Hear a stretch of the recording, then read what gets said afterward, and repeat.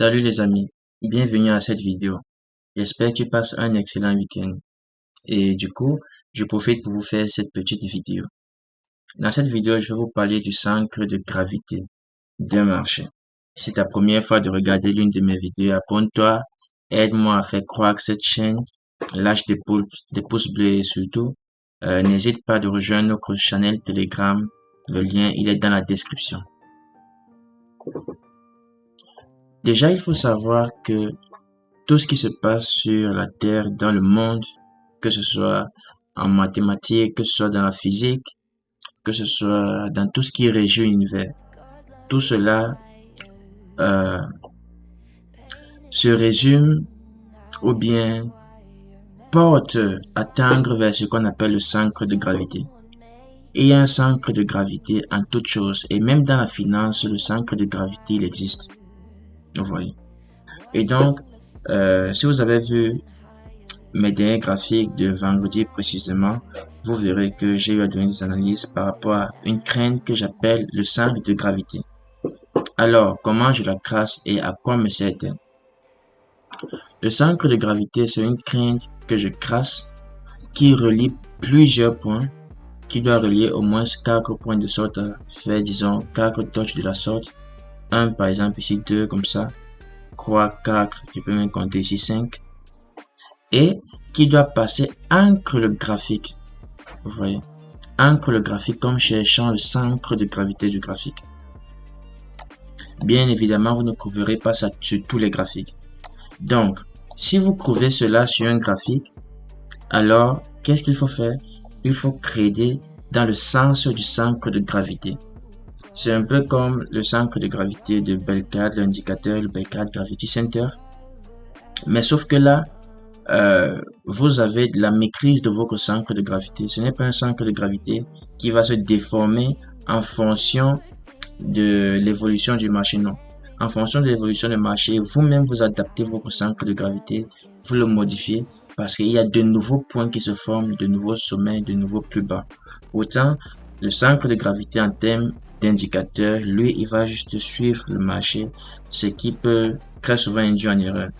Et donc, sur un marché, lorsque je repère le centre de gravité, ce que je vais chercher de manière préférable, ce sont les impulsions dans le sens du centre de gravité. Par exemple, ça c'est le marché de l'euro. Ça c'est le centre de gravité que j'ai eu à tracer. L'impulsion que j'ai eu à voir, c'est celle-ci. Je peux tracer cette crainte. Là. Cette impulsion-ci. Avec ce pic de volume. Et moi j'ai exécuté à ce niveau-ci parce que j'ai vu ça avec un peu de retard. Donc j'ai exécuté sur la bougie avec mèche. Vous voyez, avec un stop loss légèrement au-dessus. Et je me permets de chercher en quelque sorte les bons nœuds du centre de gravité en termes d'objectif. Vous voyez que si on prend une exécution ici et que le centre de gravité, sa direction elle est baissière, nous ne sommes pas très loin du centre de gravité. En termes de take profit, je sais que je peux commencer à me méfier de la direction baissière de mon trade lorsque je suis un peu trop excentré de mon centre de gravité. Et j'avais mon take profit sur ce trade sur l'euro, quelque part ici en fait. Vous voyez, mon take profit je l'ai pris là. Et après avoir vu comment ça s'est encore écoulé par la suite, j'ai un peu regretté. Mais c'est pas grave, j'ai tradé de façon professionnelle. Vous voyez. Donc, on va chercher d'autres exemples. D'autres exemples. Sur le marché du pétrole, par exemple. Si vous vous souvenez, j'avais cassé ceci sur le pétrole vendredi pour ceux qui sont dans notre channel Telegram. Bien sûr, le lien, il est dans la description. Je l'ai également partagé sur mes pages Facebook et dans le groupe. J'avais cassé ceci. C'est le centre de gravité du pétrole en 15 minutes. Et donc, c'est vrai que j'ai donné une analyse comme quoi je cherche à ce que le pétrole y parte chercher le point pivot, chose qui s'est produite. Mais pourquoi je donnais une pareille analyse? Parce que je ne trouvais pas d'où viendrait l'impulsion baissière. Si ce n'était le squeeze, bien évidemment, chose qui s'est produite quoi qu'il n'y avait pas de mèche. Parce que les impulsions sont des choses de la sorte, vous voyez. une crainte, cassure, et ensuite le marché pousse. D'ailleurs, j'avais une exécution ici, la journée du jeudi, si je ne me trompe pas, sur le Bitcoin. Bref, c'est cela. Vous cherchez comme la ligne autour de laquelle gravite le marché. C'est cela le centre de gravité. Beckett, il appelle cela la ligne qui raconte l'histoire. Si vous vous souvenez dans sa formation 1, c'est cela. Mais il ne suffit pas d'avoir cette ligne qui raconte l'histoire, c'est de savoir à quoi elle sert et en quoi elle peut apporter un plus dans notre trading. Voilà donc ce plus qu'apporte cette crainte-là dans notre trading. Il nous sert à savoir dans quel sens prendre les impulsions de par la direction de cette ligne de centre de gravité qui raconte l'histoire en fait. On peut même regarder cela en 1 heure. Ici sur le gold, vous voyez, il n'y a pas photo. Quand vous étirez sur le gold en 1 heure, vous voyez cela. Ce qui m'intéresse, c'est la direction que prend cette crainte. Vous voyez que le marché gravite autour de cette crainte. Une fois que j'ai ça, je sais ok, je vais beaucoup plus chercher des signaux de vente sur l'or. Beaucoup plus chercher des signaux de vente. Mais ce n'était pas d'abord ça. Vous pouvez regarder ça sur tous les time frames que vous voulez. Mais je vous conseille de plus regarder ça sur l'unité de temps dans laquelle vous tradez afin de ne pas vous embrouiller. Avec l'expérience, bon, je me suis habitué à regarder cela sur plusieurs time frames. Mais c'est mieux dans l'unité de temps dans laquelle vous tradez. Vous voyez. En 15 minutes, par exemple, sur le gold, voici le nouveau centre de gravité que nous avons. J'efface et je trace à nouveau. Je prends ce point-ci, je fais tac, tac, tac, tac, ça relie plusieurs points et ça coupe le marché. Donc voilà mon centre de gravité sur le gold.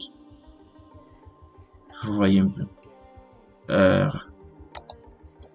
Je peux rentrer un peu pour que l'on voit quel était le centre de gravité qui m'aidait à avoir une direction plus ou moins haussière sur le gold. Et ce centre de gravité, le voici en quelque sorte. Si je ne me trompe pas, c'était un truc de la sorte. Attendez.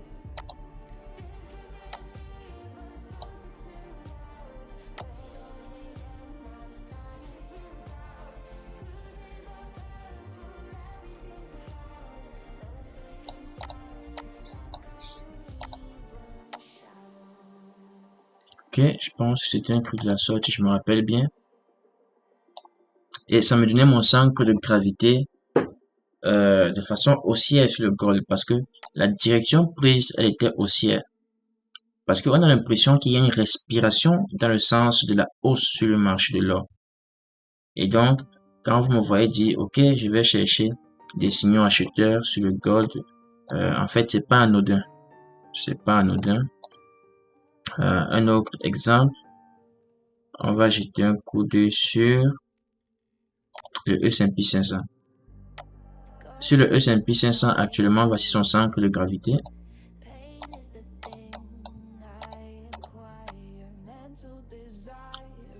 Ok, voici son centre de gravité. En reliant plusieurs points, vous voyez. Et le marché, il a fait cette impulsion baissière vers la soirée. Si on veut, on sait bien qu'on doit suivre la direction du centre de gravité.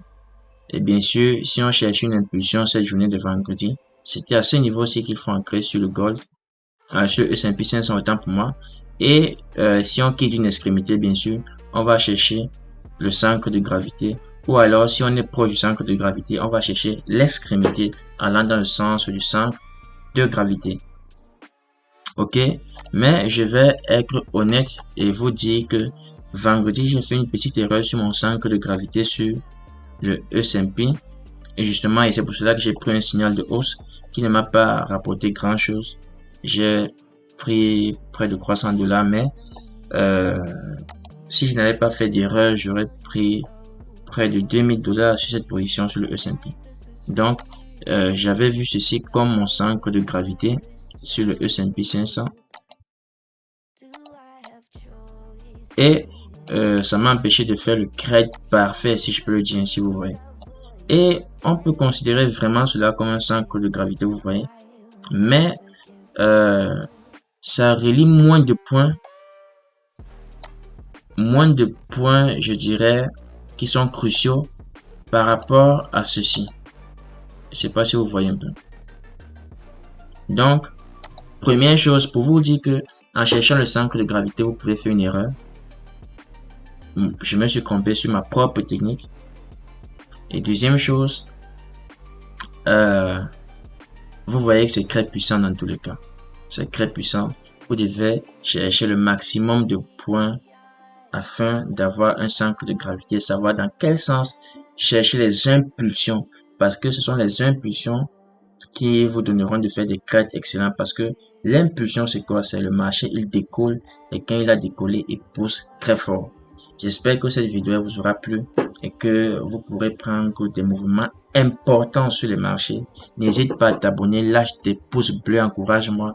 Dis-moi ce que tu as pensé de cette vidéo en commentaire et le lien de notre chaîne Telegram, il est dans la description. On se dit à très bientôt sur les marchés financiers.